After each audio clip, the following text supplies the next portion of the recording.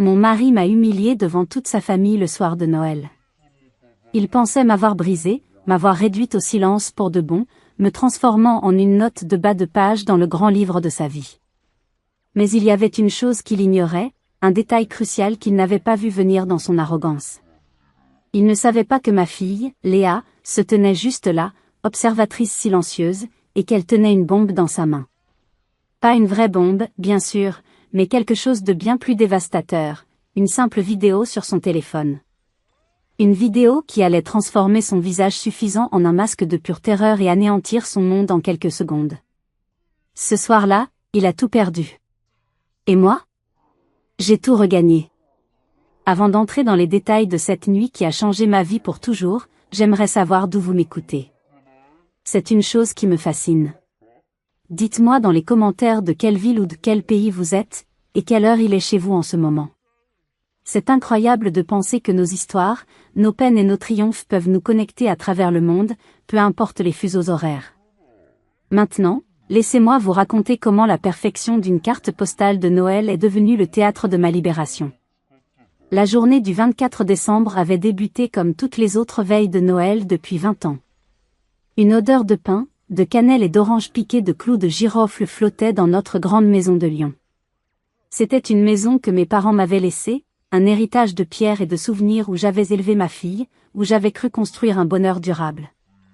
Dehors, la neige tombait à gros flocons, recouvrant la ville d'un manteau blanc et silencieux qui étouffait tous les bruits. C'était une image de perfection, une scène de film. Mais à l'intérieur, derrière les murs épais et les fenêtres décorées de buis, une guerre froide se livrait depuis des mois, une guerre d'usure dont j'étais la seule victime consciente. Je m'appelle Sophie, j'ai 52 ans. Et pendant 25 ans, j'ai été l'épouse de Marc. Quand je l'ai rencontré, j'étais une jeune designer d'intérieur, fraîchement diplômée et pleine de rêves. Mes carnets débordaient de croquis, mon esprit bouillonnait d'idées. J'avais remporté un prix, décroché un poste dans une agence réputée. L'avenir m'appartenait. Puis Léa est née, notre rayon de soleil, notre miracle. Marc, avec sa voix douce et ses arguments si logiques, m'a convaincu de mettre ma carrière entre parenthèses. Juste pour quelques années, disait-il en me caressant la joue. Pour le bien de la famille. Léa a besoin de sa mère. Rien n'est plus important. J'y ai cru. Je l'ai cru. Ces quelques années se sont transformées en 2 décennies. 20 ans à perfectionner l'art d'être invisible. 20 ans à gérer la maison, à organiser des dîners parfaits pour ses clients, à être l'épouse trophée, la mère dévouée. Une femme de l'ombre, dont le seul but était de faire briller son mari. Pendant ce temps, son entreprise de conseil prospérait. Et avec le succès, son vrai visage s'est révélé, lentement, insidieusement. Le contrôle. Subtil au début, puis de plus en plus écrasant. Il a commencé par suggérer que nous ayons un compte commun, géré par lui, pour plus de simplicité administrative. J'ai accepté, bien sûr. Pourquoi aurais-je refusé? Puis, il m'a alloué une allocation mensuelle, une somme dérisoire que je devais utiliser pour les courses, les vêtements, les sorties, tout. Je devais justifier chaque dépense, garder les tickets de caisse.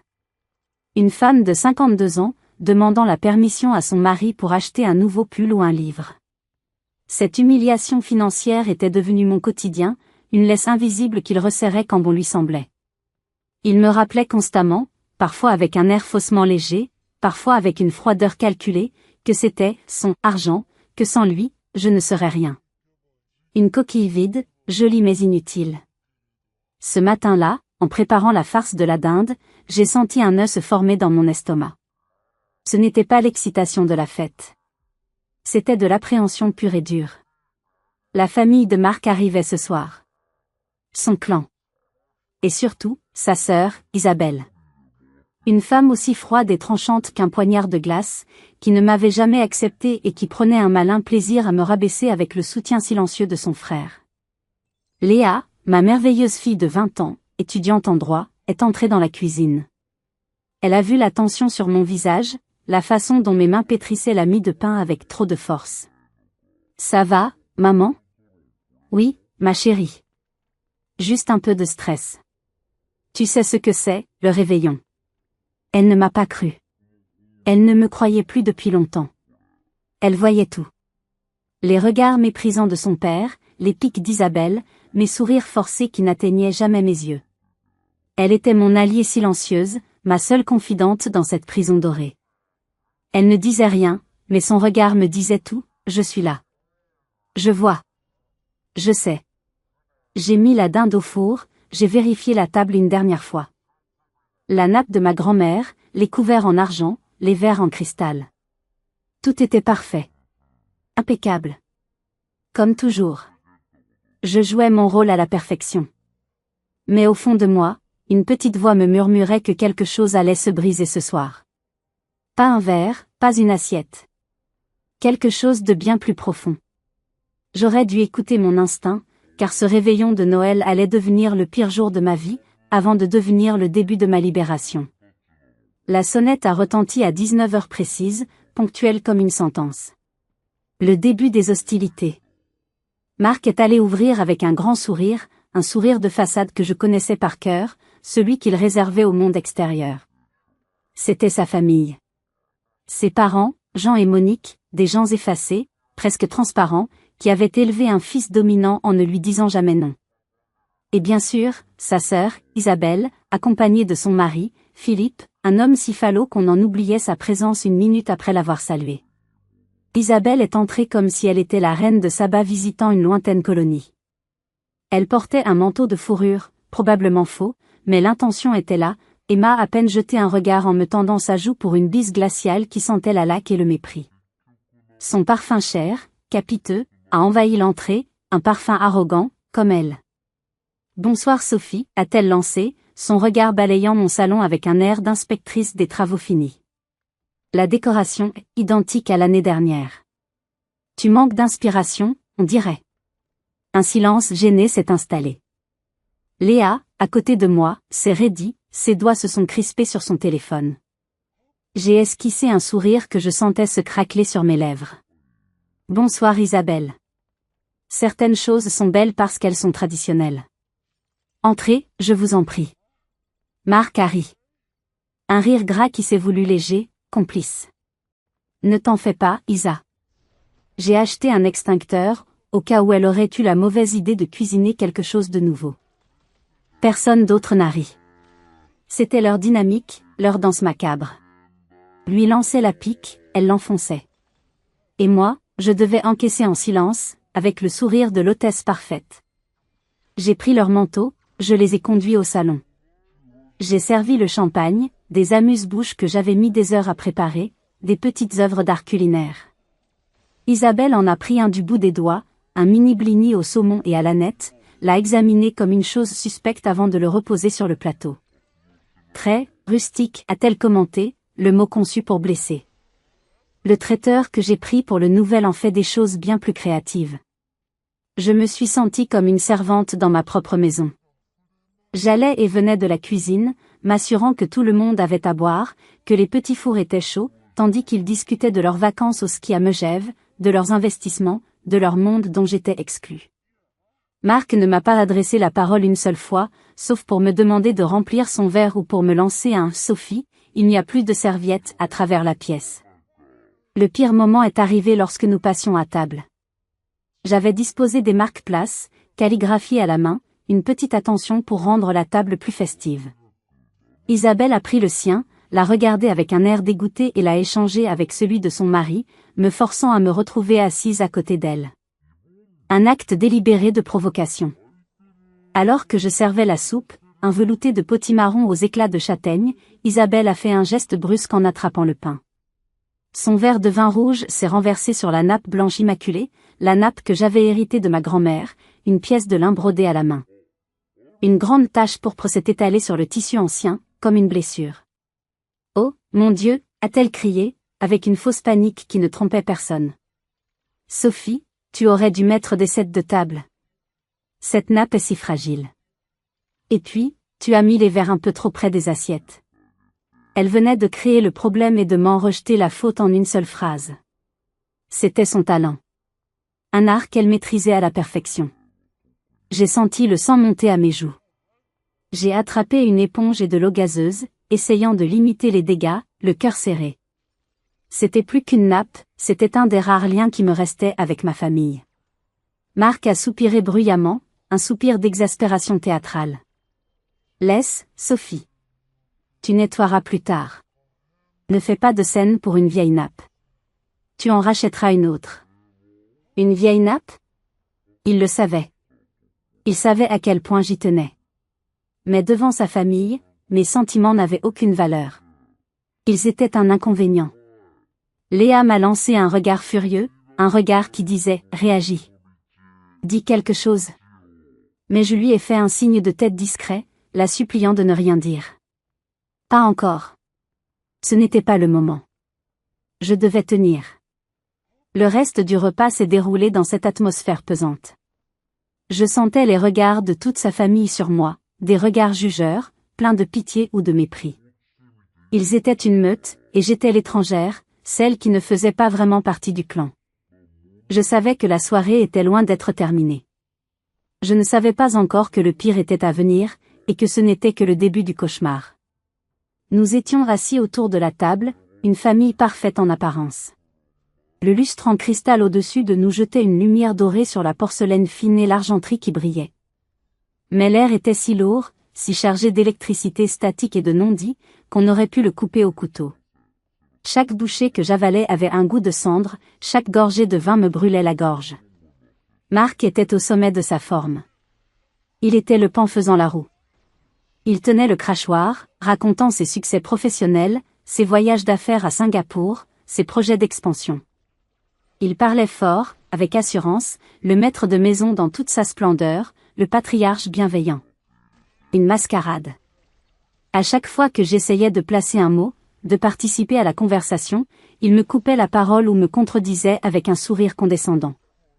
Sophie pense qu'il faudrait redécorer le bureau, a-t-il dit à un moment donné, en s'adressant à toute la table comme si je n'étais pas là. Elle a des idées. Elle a vu des choses dans des magazines. C'est mignon, n'est-ce pas? Elle s'ennuie un peu à la maison, alors elle joue à la décoratrice. Son père, Jean, a hoché la tête docilement, un sourire béat sur le visage. C'est bien d'avoir des passe-temps.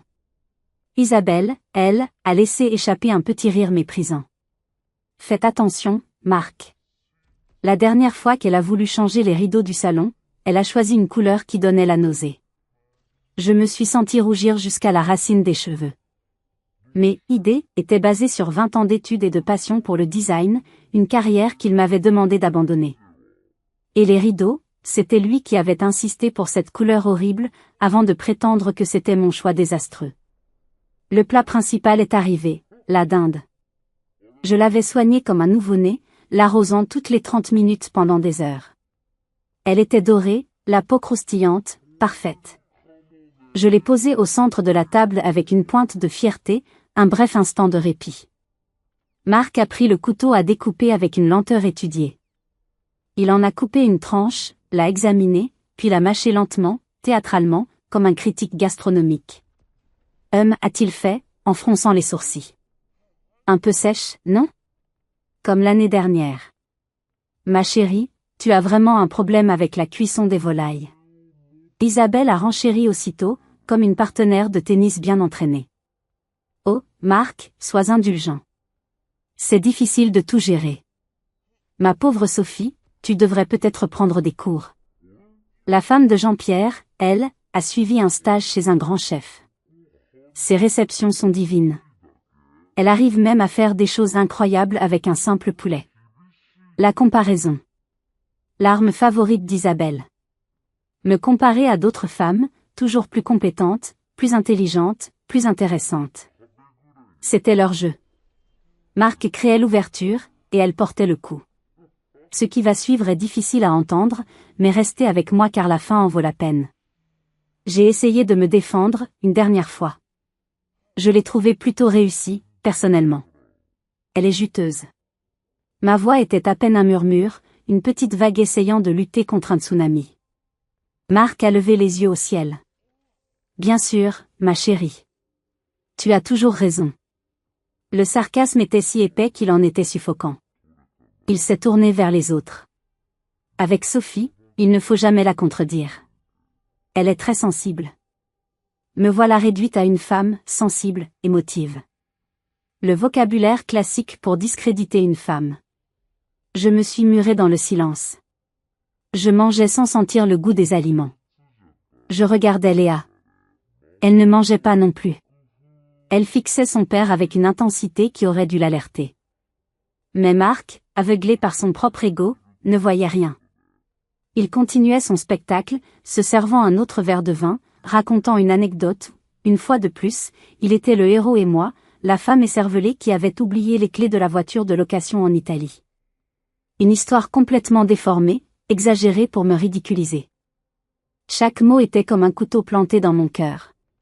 Chaque rire de sa famille était comme du sel sur mes plaies. Je voulais crier. Je voulais renverser la table. Je voulais hurler, cessez d'y a suffi. Mais mes pieds étaient collés au sol, paralysés par des années de soumission et d'habitude. Je me sentais piégée, observée par une meute de hyènes qui attendait que le lion ait fini de jouer avec sa proie pour venir la dépecer.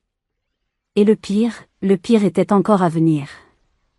Après le dessert, une bûche que j'avais commandée chez le meilleur pâtissier de la ville, je n'avais pas osé en faire une moi-même, de peur des critiques acerbes sur sa texture ou son goût. Marc a tapé sur son verre avec une cuillère. Le son cristallin a fait taire les conversations. Le moment que je redoutais le plus était arrivé, l'échange des cadeaux. C'était le point culminant de sa performance, l'acte final de sa pièce de théâtre. Avant d'ouvrir les vôtres, a-t-il annoncé d'une voix forte, pleine d'une fausse générosité. J'ai un cadeau spécial pour ma chère épouse.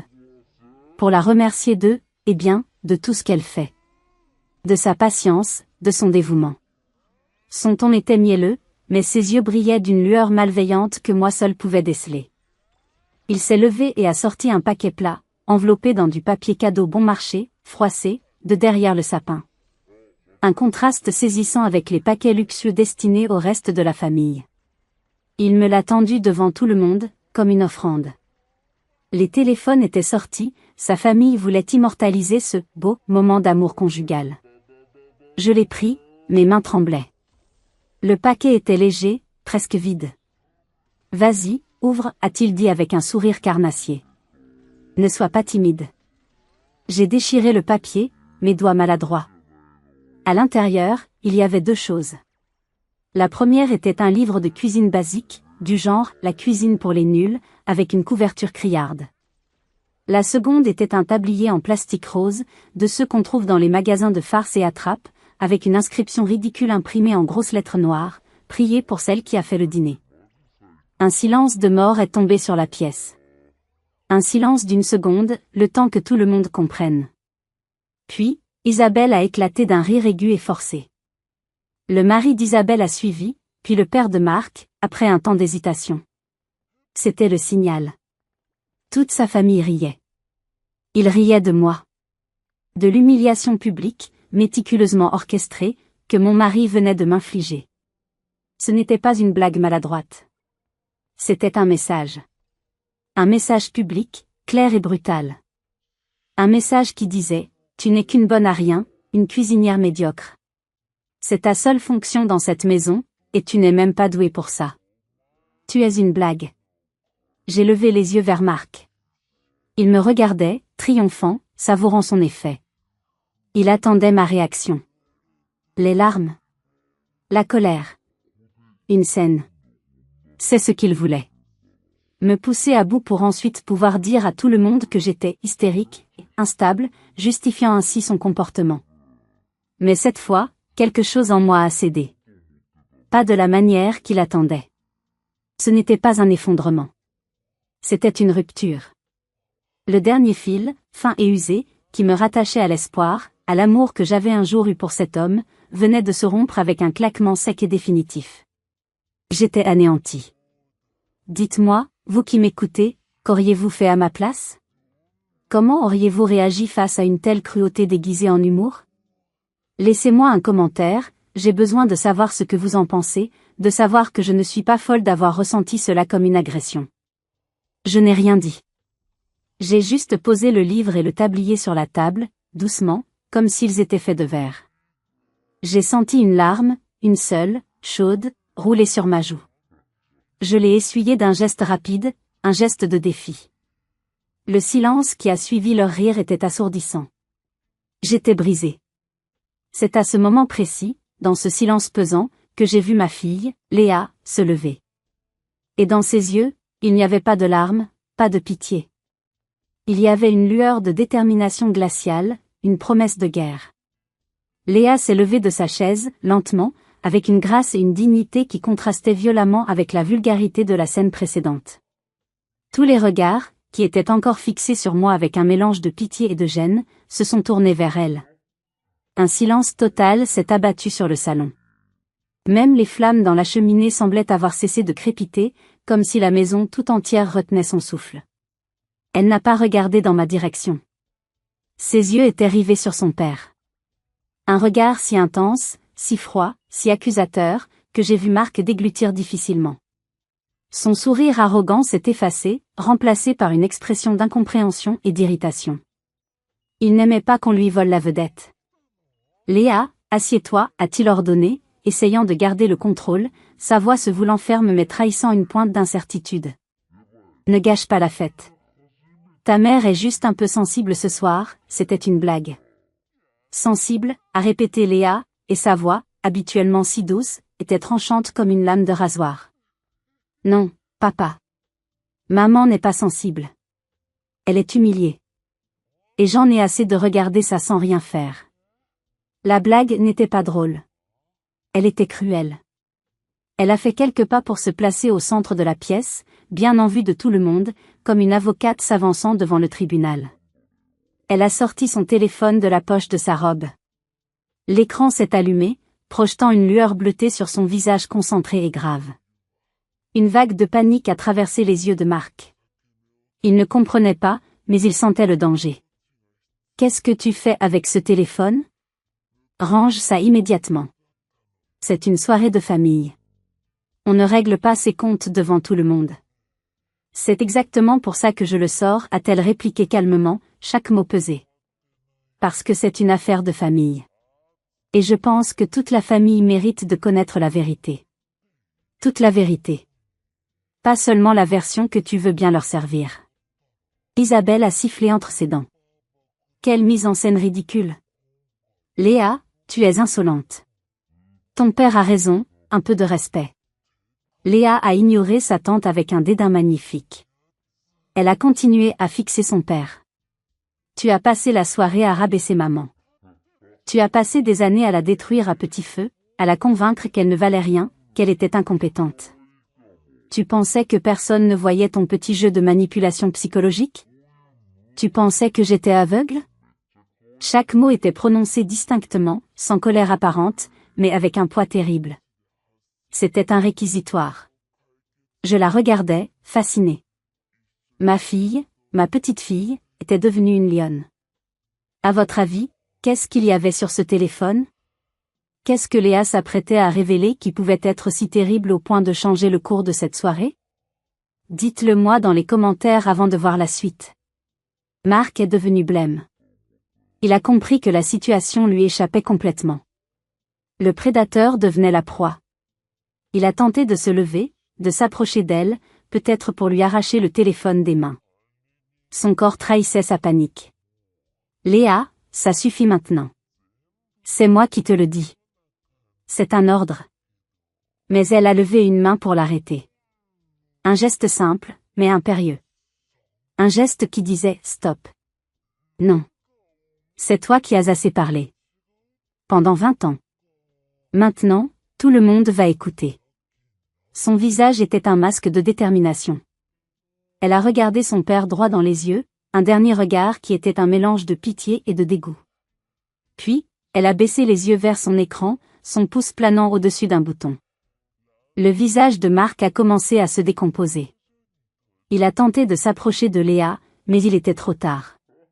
Elle a appuyé sur « play ». Un son a jailli du petit haut-parleur du téléphone, amplifié par le silence de mort qui régnait dans la pièce. Ce n'était pas de la musique. C'était la voix de Marc. Une voix claire, sans ambiguïté, reconnaissable entre toutes. Mais ce n'était pas la voix forte et assurée qu'il utilisait en public. C'était une voix conspiratrice, venimeuse, une voix qu'on utilise quand on se croit à l'abri des regards et des oreilles indiscrètes. L'écran du téléphone, que Léa tenait maintenant à bout de bras pour que tout le monde puisse voir, montrait l'angle d'une caméra de surveillance. Celle que nous avions installée dans le bureau de Mark après une tentative de cambriolage l'année précédente. Une caméra connectée au cloud, qu'il avait complètement oubliée. La vidéo datait de 2 semaines. Mark était assis à son bureau, les pieds sur la table, parlant au téléphone. Il parlait à sa sœur, Isabelle. La fonction haut-parleur était activée, et la voix nasillarde et complice d'Isabelle était parfaitement audible. « Alors, tu es sûr de ton coup ?» demandait Isabelle dans le téléphone. « Tu vas vraiment le faire ?» La voix de Mark a répondu, et chaque mot a résonné dans le silence glacial du salon comme un coup de marteau sur du verre. Absolument certain. Je ne peux plus la supporter, Isa. Elle est devenue tellement inutile. Apathique. Elle ne me sert plus à rien. Je vais demander le divorce juste après les fêtes. Je ne voulais pas gâcher Noël, tu comprends. Il faut garder les apparences. Un hoquet collectif a parcouru la pièce. J'ai senti mon cœur battre à tout rompre dans ma poitrine, comme un oiseau affolé dans une cage. J'ai regardé Mark. Il était figé, les yeux écarquillés, fixant le téléphone comme si c'était un serpent prêt à le mordre. Son visage était livide. La vidéo continuait, impitoyable. « Et pour l'argent ?» a demandé Isabelle, sa voix pleine de cupidité. « Elle va te plumer, non ? La maison est à son nom, tu m'as dit. » Le rire de Mark dans la vidéo m'a glacé le sang. Un rire froid, sans joie. C'est là que tu te trompes. Mon avocat est un génie. Nous avons monté un dossier en béton. J'ai gardé une trace de toutes ces dépenses futiles pendant des années. On va prouver qu'elle est dépensière et psychologiquement instable.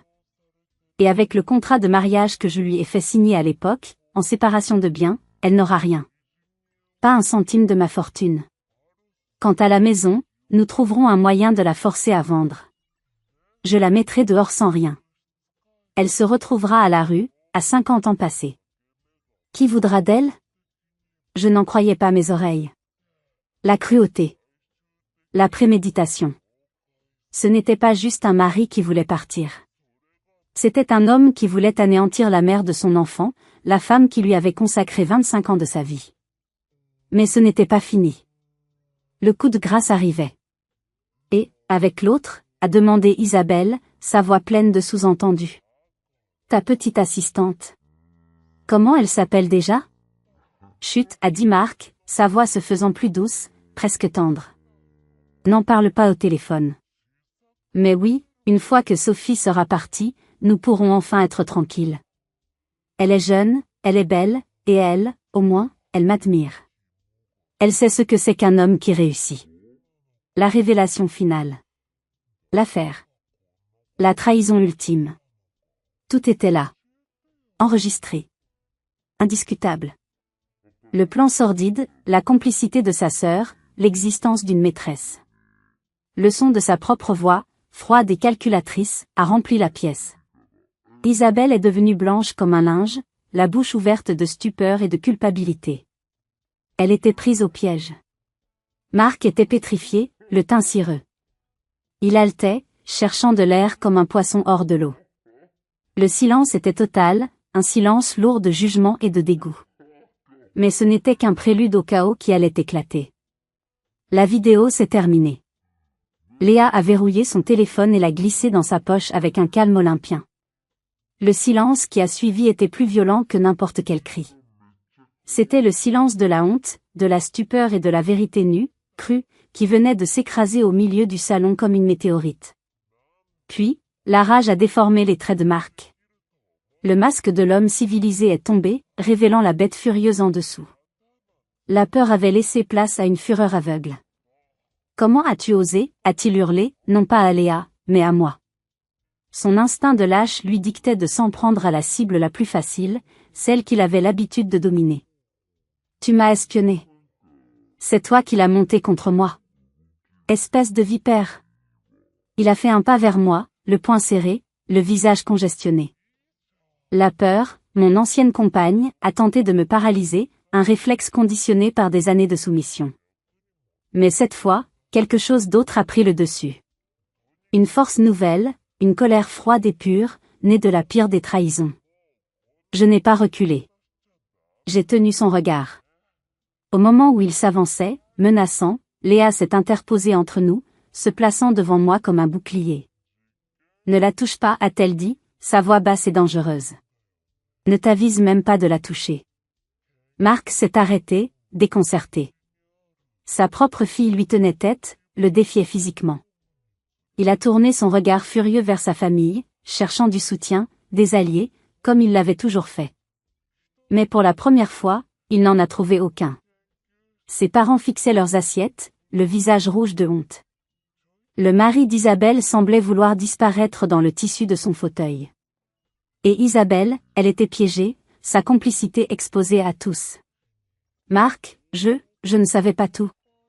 A-t-elle commencé, cherchant une porte de sortie, une façon de se dédouaner. Toi, tais-toi, a-t-il aboyé, se retournant contre elle. C'est de ta faute aussi. Tu m'as toujours poussé à bout avec elle. La meute se retournait contre elle-même.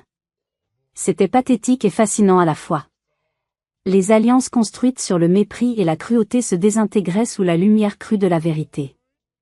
Je les regardais se déchirer, et je sentais le pouvoir changer de camp, comme le vent qui tourne avant une tempête. Pendant des années, j'avais été la victime silencieuse. Mes émotions, mes opinions, mes désirs avaient été balayés, ignorés, ridiculisés. J'étais invisible. Mais la vidéo de Léa n'avait pas seulement exposé Marc, elle m'avait rendu ma voix, ma substance. Vous ne voudrez pas manquer la façon dont Sophie reprend le contrôle. Continuez à regarder. J'ai fait un pas en avant, me plaçant à côté de Léa. Nous étions deux, unis, face à lui. Tous les regards se sont tournés vers moi. Même Marc s'est tu. Ils attendaient. Ils se demandaient ce que la petite souris allait faire maintenant que le chat était pris au piège, blessé et exposé. J'ai regardé Marc.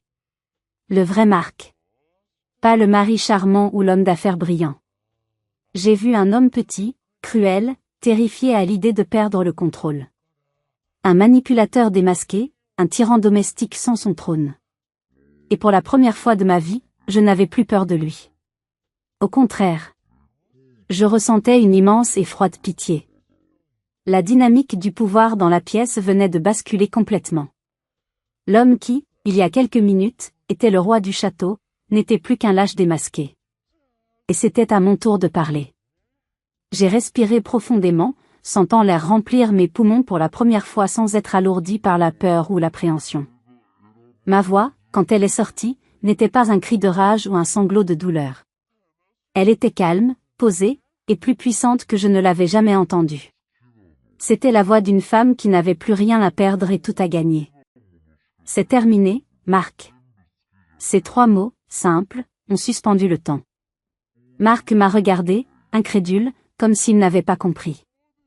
Il a essayé de reprendre son masque d'autorité, un réflexe désespéré. Sophie, ne sois pas ridicule. C'est le choc qui te fait parler. Nous allons discuter de ça, en privé. Calme-toi. J'ai eu un petit rire, un vrai cette fois, un rire libérateur qui venait du plus profond de mon être. Discuter? Non. Il n'y a plus rien à discuter. Tu as tout dit. Dans la vidéo. C'était très clair. Tu veux me détruire, me laisser sans rien, me jeter à la rue. Tout ça pour une femme plus jeune, une femme qui t'admire. Il n'y a rien à ajouter. Je me suis tournée vers Isabelle, qui essayait de se faire la plus petite possible. Et toi? Toi qui savais tout. Toi qui m'as souri tout en complotant dans mon dos, en buvant mon champagne et en salissant la nappe de ma grand-mère. Tu n'es plus la bienvenue ici. Jamais. Sors de ma maison. Isabelle a ouvert la bouche, mais aucun son n'en est sorti. Pour la première fois de sa vie, elle était sans voix, son venin gelé par le choc. Puis, mon regard a balayé le reste de la pièce. Ses parents, son beau-frère. Tous ceux qui avaient assisté à mon humiliation pendant des années sans jamais dire un mot. Tous ceux qui avaient ri de la blague du tablier quelques minutes plus tôt. Je vous remercie d'être venu, ai-je dit, avec une politesse glaciale qui était plus insultante que n'importe quelle injure. Ce fut le dernier réveillon de Noël que nous passerons ensemble. Maintenant, je vous demande à tous de partir. Immédiatement. Le père de Marc, Jean, a finalement trouvé sa voix, une voix faible et chevrotante. Mais, Sophie, c'est la maison de notre fils. Nous sommes sa famille. Et c'est là que j'ai porté le coup de grâce. Le détail qu'il avait oublié dans sa grande arrogance, le détail que tous avaient négligé. Je vous demande pardon, ai-je dit en haussant un sourcil. La maison de votre fils? Non. Vous faites erreur. C'est ma maison. Elle m'a été léguée par mes parents, en héritage direct. Le nom sur l'acte de propriété est le mien, et seulement le mien, Sophie Dubois. C'est donc mon mari qui est un invité ici depuis 25 ans. Et ce soir, son invitation vient d'expirer. La réalisation a frappé Marc en plein visage, plus fort que n'importe quel coup de poing. La maison. Le seul levier qu'il pensait avoir contre moi, le symbole de sa domination, ne lui appartenait pas. Il m'avait tellement rabaissé pendant des années qu'il avait fini par croire à ses propres mensonges, oubliant cette simple, mais cruciale, vérité juridique. Il était chez moi. Un par un, honteux, ils se sont levés et sont partis en silence, récupérant leur manteau sans oser croiser mon regard. Leurs pas feutrés sur le parquet étaient le son de ma victoire. Bientôt, il ne restait plus dans le salon que les ruines de notre famille, Marc, Isabelle, Léa et moi. Le vrai combat allait commencer, mais je savais, au plus profond de mon être, que j'avais déjà gagné la guerre. La porte d'entrée s'est refermée sur les derniers invités, laissant derrière eux un silence assourdissant, un vide que la vérité venait de créer. Seuls les 4 acteurs principaux du drame restaient, debout au milieu du salon dévasté par les émotions. Marc, le tyran déchu. Isabelle, la complice démasquée. Léa, l'ange justicier. Et moi, la prisonnière libérée. Marc a essayé une dernière fois sa tactique préférée, la manipulation psychologique, le chantage affectif. Il a tenté de prendre un air pitoyable, de jouer la carte du mari repentant. Sophie, ma chérie. S'il te plaît. Je peux tout expliquer. J'étais sous pression, le travail, j'ai dit des choses horribles, je sais. Mais je ne les pensais pas. C'était pour impressionner Isabelle. Tu es tout pour moi. Nous pouvons arranger ça. Nous pouvons aller voir un thérapeute. Il y a quelques heures à peine, ces mots m'auraient peut-être fait douter. J'aurais peut-être cherché une excuse, une raison de croire à ce mensonge confortable. Mais après avoir entendu la froideur calculatrice de sa voix sur la vidéo, ses paroles sonnaient creux, fausses, pathétiques. C'était l'ultime insulte, me croire assez stupide, assez désespérée pour gober de tels mensonges. Ne m'appelle plus ma chérie, ai-je répondu, ma voix ne tremblant plus du tout. Elle était stable comme le roc. Cet homme-là, celui qui m'appelle comme ça, n'existe plus pour moi. La seule chose que je veux de toi maintenant, c'est que tu prennes tes affaires, ce qui t'appartient vraiment, et que tu partes. Ce soir. Isabelle, retrouvant un peu de son arrogance, a trouvé le courage de parler, sa voix sifflante de venin. Tu ne peux pas faire ça. C'est ton mari. Après tout ce qu'il a fait pour toi. Il t'a tout donné. Il ne m'a rien donné, ai-je rétorqué, me tournant vers elle avec une force que je ne me connaissais pas, il m'a pris. Il a pris ma carrière, ma confiance en moi, ma joie de vivre, mon indépendance. Et toi, tu l'as encouragé, tu t'es délecté de chaque humiliation. Alors tu vas faire comme lui. Tu vas partir et ne jamais remettre les pieds dans ma maison. Marc a vu que la pitié ne fonctionnait pas. Il est donc passé à la menace, son dernier refuge. Tu crois que c'est si simple? Tu vas le regretter, Sophie. Je vais te détruire. Je vais prendre le meilleur avocat. Tu n'es rien sans moi, tu entends? Rien. Tu finiras seule et pauvre. C'est à ce moment que Léa, qui était restée silencieuse mais vigilante, a fait un pas en avant. Elle n'est pas seule, a-t-elle dit calmement, en tapotant la poche où se trouvait son téléphone. Elle m'a, moi. Et nous avons cette vidéo.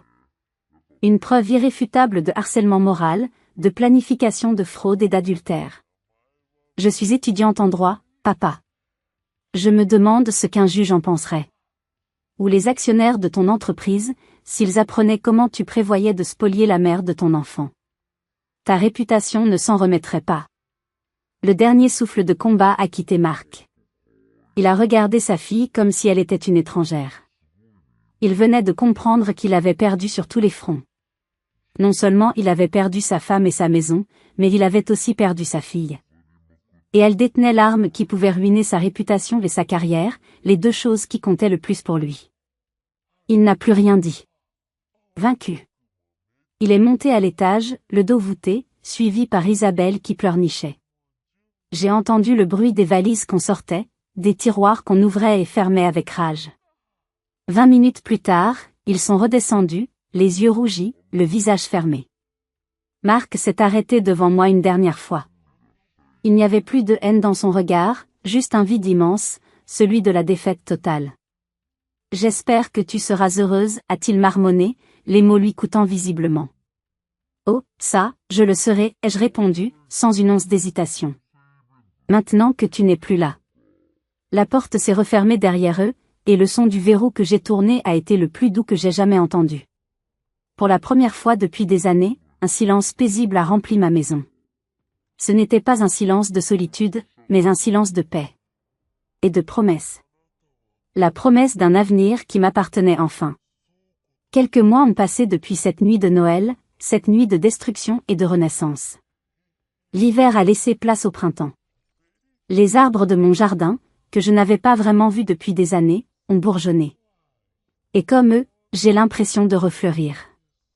La procédure de divorce est en cours. Comme Léa l'avait prédit, la vidéo a été un argument de poids, une arme de dissuasion massive. L'avocat de Mark, un ténor du barreau qui se croyait si malin, a vite compris qu'il n'avait aucune chance de gagner sur le terrain de la morale. Mark a été contraint d'accepter un accord à l'amiable, très en ma faveur. Il a dû me verser une compensation financière substantielle pour toutes ces années où il m'avait privé d'indépendance économique, une « prestation compensatoire » qui reconnaissait le sacrifice de ma carrière pour la sienne. Mais la plus grande victoire n'est pas financière. C'est la paix. C'est le silence de la maison, qui n'est plus oppressant mais apaisant. C'est de me réveiller le matin sans cette boule d'angoisse au ventre, en me demandant quelle humiliation la journée allait m'apporter. C'est de prendre mes propres décisions, des plus petites aux plus grandes, la couleur des nouveaux rideaux, le menu du dîner, la gestion de mon propre compte en banque. Pour la première fois, je me suis acheté un pull sans regarder le prix, sans penser que je devrais me justifier. C'était un acte banal, mais pour moi, c'était un acte révolutionnaire. J'ai transformé une des chambres d'amis, celle qui était toujours impeccable pour des invités qui ne venaient jamais, en atelier. J'ai jeté les draps de luxe et les coussins décoratifs. J'ai installé un chevalet, des toiles, des pots de peinture. L'odeur de la térébenthine et de la peinture à l'huile a remplacé les parfums chers et les odeurs de cuisine imposées.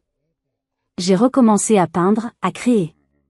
D'abord timidement, mes mains mal assurées après tant d'années d'inactivité. Puis avec une ferveur retrouvée, une urgence à rattraper le temps perdu. J'ai contacté d'anciens collègues, j'ai commencé à prendre de petites commandes de design d'intérieur. C'est un nouveau départ, lent mais exaltant. Je me sens revivre.